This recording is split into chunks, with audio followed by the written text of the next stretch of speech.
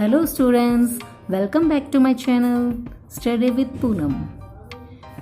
बच्चों, पिछले क्लास में हमने विनती कविता पहला पार्ट को पढ़ा था और उसका अभ्यास किया था, एक्सरसाइज की थी और अब हम उसके प्रश्न उत्तर करेंगे।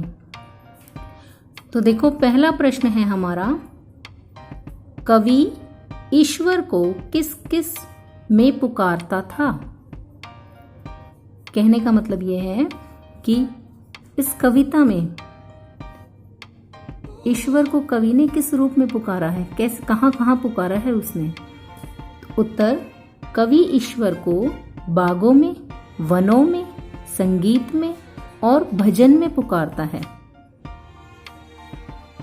अगला प्रश्न है, भगवान किसके द्वार पर खड़े होकर कवि की बाट जो रहा था। बाट जोना का मतलब इंतजार करना होता है।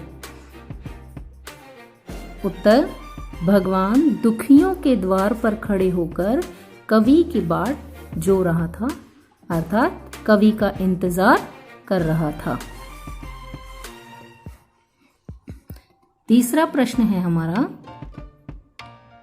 ईश्वर किरण और सुमन में किस रूप में उपस्थित है। उत्तर, ईश्वर किरण में रूप और सुमन में सौंदर्य के रूप में उपस्थित है।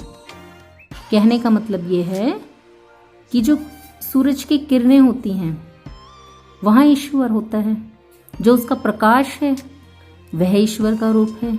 इसीलिए किरण में कहा है ईश्वर का रूप।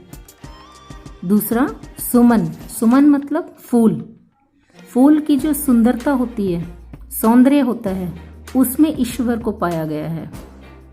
इसीलिए इस प्रश्न के उत्तर में कहा है, ईश्वर किरण में रूप और सुमन में सौंदर्य के रूप में उपस्थित है। चौथा प्रश्न है हमारा, कवि ईश्वर से क्या मांग रहा है।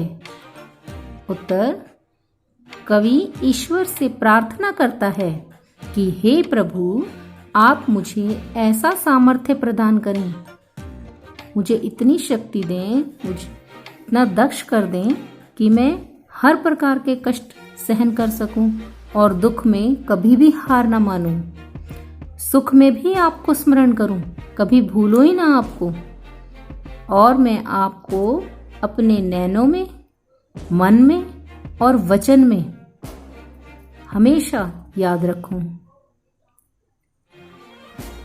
अच्छा, अब आप ये सारे प्रश्न उत्तर ठीक से पढ़ेंगे। आज की क्लास यहीं तक। धन्यवाद।